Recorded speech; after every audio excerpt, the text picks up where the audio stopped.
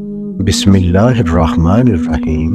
ام المومنین سیدہ عائشہ سے روایت ہے کہ رسول اللہ صلی اللہ علیہ وسلم نے فرمایا، اللہ جب کسی کی تخلیق کا ارادہ کرتا ہے تو ایک فرشتہ بھیجتا ہے۔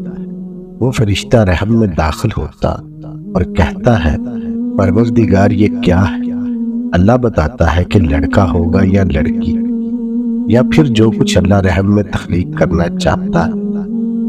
پھر فرشتہ پوچھتا ہے، پروردگار یہ بدبخت ہوگا یا خوش بخت؟ اس پر بھی اللہ بتا دیتا ہے کہ وہ کیا ہوگا، بدبخت یا خوش بخت۔ پھر وہ پوچھتا ہے، پروردگار اس کا رزق کیا ہوگا؟ اللہ وہ بھی بتا دیتا ہے کہ اتنا اور اتنا۔ پھر پوچھتا ہے، پروردگار اس کی موت کا وقت کیا ہے؟ اللہ اس کا جواب بھی دے دیتا ہے کہ فلاں اور فلاں۔ اس کے بعد فرشتہ پوچھتا ہے کہ پروردگار اس کی فطرت کیا ہوگی؟ اس کے جواب میں اللہ فرماتا ہے، وہی جو اس کے ساتھ رحم میں بنا دی جائے۔ یہ علم الہی کا بیان ہے۔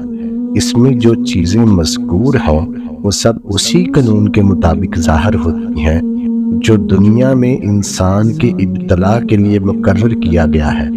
چنانچہ خوش بختی اور بدبختی، رزق، موت اور فطرت میں سے جو چیز بھی اس قانون کی روح سے انسان کے اختیار میں دی گئی ہے، اس کا ظہور اسی وقت ہوتا ہے جب انسان اپنا یہ اختیار استعمال کرتا ہے۔